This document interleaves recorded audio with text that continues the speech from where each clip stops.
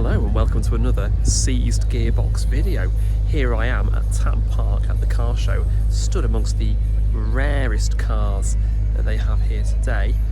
Yes, that is a Renault 16, and yes, that is a Fiat Strada, would you believe? But what a show! I'm going to show you a few highlights. So when it comes to rare, the Renault 16 is one of those very, very rare cars from the 1970s, because in the 1970s they all rusted away.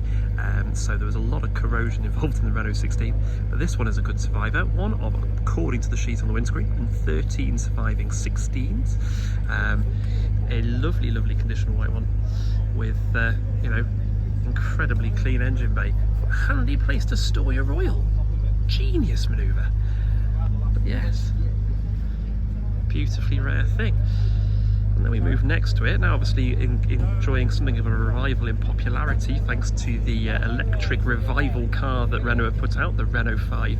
Absolute street furniture, certainly from the 1980s and 90s. But really, this is a very, very clean example of something that is really quite incredible to see here today. And then we move on next to it. That is a no fooling Fiat Strada. Oh, when was one of the last time I saw one of those? Sort of the Ritmo elsewhere, but the Strada here presented an absolutely brilliant blue. This one's a 75CL automatic, and there are only 3 of those apparently still left. But it's just a beautiful front, isn't it? I always love the front and rear profiles of the Strada. I'll nip round and see if I can get a picture of the rear of the Strada in a minute. We're walking down the line. Incredibly Toyota Century. Peugeot 305, a beautiful green Allegro. Then let's have a look at this. If we're talking rare, how about this car I never even knew existed? It's a Fiat 125 Samantha, apparently only 67 made. And most of them were shipped out to Cyprus when their UK dealers couldn't shift them, because they were in fact at the time of sale more expensive than an E-Type. Absolutely wonderful thing, if you can hear me above a modern Mercedes' car alarm. So how about this for a couple of really rare beasties? This one is a Fiat 131 Super Mirio 40, very, very rare, one of very, very few left in the country. As you go around it, you can see a saloon based Fiat that was made. This one is from 1983. One of its contemporaries. This is the Lancia Trevi. Very, very rare thing indeed.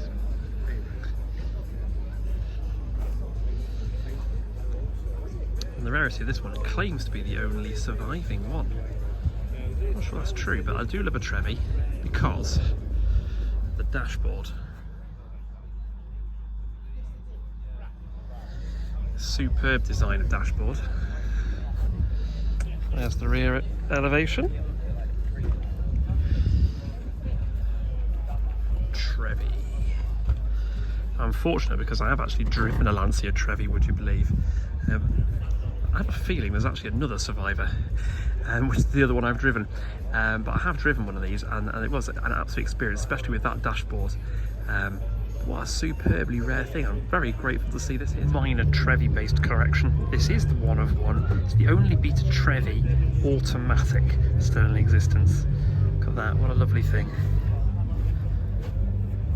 I think I'm just going to walk around this entire section going, oh my god, look at that. Here it is, a Panther Rio, an incredibly rare thing based on a Triumph Dolomite, but with lots of added extra Panther bits, like a big fancy grille. But really, what an absolutely spectacular car. Look at the plush and luxurious interior. And round to the back again. There's this Panther Rio, what an incredibly rare survivor. This is the Panther Motor Company. We'll get in there. Incredibly rare survivor. I think there might be 5 or 6 left on the road. Say Triumph Dolomite underneath, but very fancy, much plusher, much more luxury. All of the vinyl roof.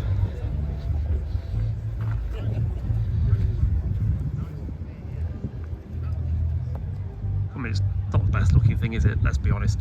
But I tell you what, super rare. Holy cow! It's a Yugo. Yes, this is a Yugo 45, and perhaps at some point I need to introduce you to some of the rest of my fleet, but there's actually one of these in my garage, would you believe? But this is one of the very, very few 45s still on the road today, and this one's had a little bit of extra, but apparently it's only done 8,000 miles from new. An absolute surviving piece, and one of very, very few registered still on the road. An outstanding thing. Mine, of course, lacks some of this lovely infill on the fog lights there, but an incredible caramel interior. A car, what a find here today. Very excited to see this. Give me some inspiration to maybe get mine back on the road and probably just show it to you here on Sue's Gearbox. Now there's a sentiment I can agree with. So you find me here in Renault Corner. There is a Renault 12 there, very, very rare thing indeed. One of only a very small handful, I think there's about 30 of these on the road. And then a Renault 15, very, very rare thing. There was 15 and 17, very similar shapes, but the 15 I think was the lower powered version if I recall correctly. And single figures maybe of these on the road. An outstanding looking thing. I remember finding a 17 in a scrapyard in somewhere down by Weston-super-Mare one time. I wonder if it's still there.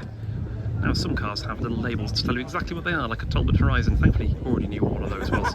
This Talbot Horizon really is a rare thing as well, especially it is beautiful brown. I think previously been, I think by the looks of it, to the best of the unexceptional. And the part next to it, a Daihatsu Compagno. That's the thing I almost didn't know existed. What a beautiful little car from the 1960s. I know nothing about it. That's wonderful. We'll just skip through the rare car section. There's a Ford Orion, early 1980s Orion. And then we've got here a Talbot, Chrysler Talbot Alpine. I think this is from the Chrysler era, so a little bit later than that.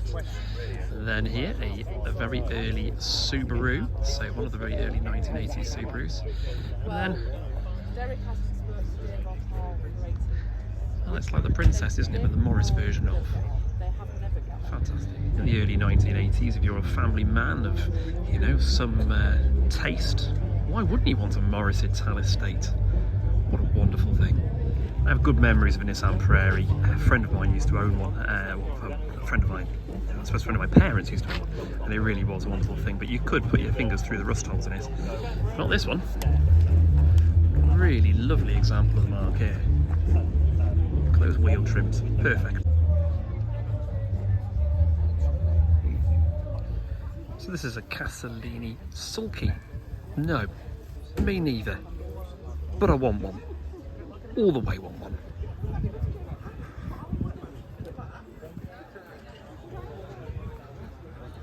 That's incredible. It's the 1980s and you need a family car. You could choose a Ford Sierra or a Vauxhall Cavalier. Sierra Cavalier.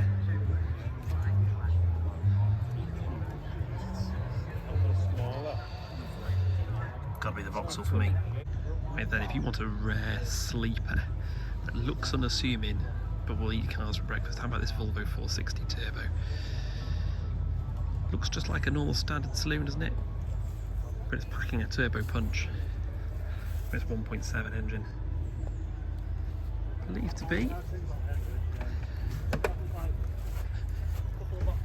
the only turbo still in existence.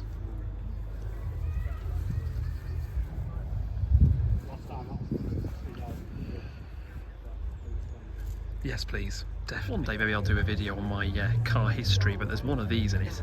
Porsche 924 car I kind of really regret selling in one way, but it was totally rotten, so it really needed to go. Driven one since, and nearly bought one since, but opted against. And looking at this one now in beautiful Guards red, I wonder why. Especially because this one beautifully has that Pasha interior. Is there a better seat covering out there? I think not. To me that stands out so much more amongst the other. That's not a Porsche. Yeah, there's another 924. This one is a 924S, which had the 2.5 litre engine in it. But again, another one in Guards red. You get all sorts of different shades, but a lot of the Survivors seem to be Guards red, or as mine was, more Guards pink because it had faded somewhat. Very nice. Anyway, I've just spied a Vauxhall Carlton I want to go and have a look at. As I said, Vauxhall Carlton. beautiful practical car from the 90s. I'm interested in this one. It says Vauxhall Carlton 3.6 on the back. Shall we want to have a look under the bonnet? Wonderfully practical car from the early 90s, through the mid 90s. Is it sporting something interesting under the bonnet? Oh, I think it might be. Oh, we're doing a little bit of a sort of memory tour of cars that I used to own. Used to have one of these as well. A Triumph Dolomite in this colour, Brooklands green. Mine was an 1850 with the vinyl roof. Mine had sprint wheels though. Somebody obviously being a wannabe sprint. I love a Dolomite. And they're one of the most underrated British saloon cars. Unless, of course, we're talking about the Sprint, which everyone seems to know. First 16 valve car in the UK, as I recall. Might be right, might be wrong. What's more of it here? Oh, Vermilion. One of the best British Leyland colours. Apart from this. Maybe Mimosa Yellow. Or I might be wrong. Gotta love a Triumph Dolomite. Now I've got to admit, if I won the Euro Millions, I think the car I would invest some money in is one of these 1920s, 1930s Bentleys, or the Bentley Blowers, as they would believe they were called. So Le Mans winners back in their day. But that, you know, is an absolutely timeless piece of design. Really, really beautiful. The lead singer of AC/DC, Brian Johnson, has one, which I believe he runs around California in. But that would do me. If I had the one that won the Euro Millions, I'm going to try and find myself one of those, if I could, because I think they're pretty rare. And I tell you what, if I can't have the 1920s one, if it's only a normal lottery win, Bentley Continental R would do it for me. I've always really loved the design of these since they were out in the mid 90s. It's just an absolutely timelessly beautiful coupe with those massive grey grille. Bentley's have always been a sort of real source of desire for me. Something I've always really liked. I've always preferred Bentleys to Rolls Royces. In the same way I've always preferred Vauxhalls to Fords, I guess. You're one or the other. But this one in this particular colour as well is absolutely lovely. Cheeky bit of white walling going on the tyres. I tell you, it's an absolutely cracking lineup of Bentleys here. And I know I go for the more mundane things normally. But I do like a Bentley. Oh look, there's that one again. Personal transport for the masses. It's a wonder it never caught on really, but this is the Sinclair C5 as devised by Clive Sinclair to kind of give a bit of personal transport. Nice to see one in kind of what looks like as working condition. But you've got, I think there's a literal electric motor and some pedals and a handlebar in there. You stuck your legs over the top of the handlebars in what was a slightly odd position. One of the absolute oddball wonders things of the 1980s. Sinclair. Yeah, I think you've probably figured out by me by now, but I do love something that's a bit rare and unusual, and Skoda Rapid. Yeah, that's a rare and unusual thing. Lovely fastback coupe from Skoda, made in the kind of early 1980s, early mid 1980s, and sold reasonably well. It was like seen as a budget, kind of cut price 911. Why? Because it was rear-engined, and of course, as is proudly announced on this particularly black, nice example, indeed, it had a 5-speed box. Pardon, next to it as well, rather lovely Vauxhall Nova. Again, those of you who know a bit about me will know I've very much got a soft spot for a Vauxhall Nova. My first car was a Vauxhall Nova. And it was like this actually, in SR flavour, albeit in the beautiful shade of like a chocolate brown. I miss that car. Yes, Reliant made a 4-wheel car as well, would you believe? The Kitten. And this 4-wheel, what was basically a kind of Super Robin but with an extra wheel. Quite a bit rarer than the 3-wheeled Robins. Although, I will admit, I'd go for a 3-wheeled one, if it was me. Well, Lancia Thema, another very rare thing, but this one is the 8.32, which actually featured a V8 32 valve Ferrari engine, making it again somewhat of a rather rapid sleeper. Left-hand drive, this one. Really quite a stunning thing. 8 cylinders, 32 valves, and all done tastefully in that Ferrari shade there. Yes, rare car fans, this really is a Fiat Argenta. One of apparently only 2 left on the road in the UK. This one was originally sold in Ireland and it is a Mark II. But this really is a stunningly rare thing. The Argenta never sold well.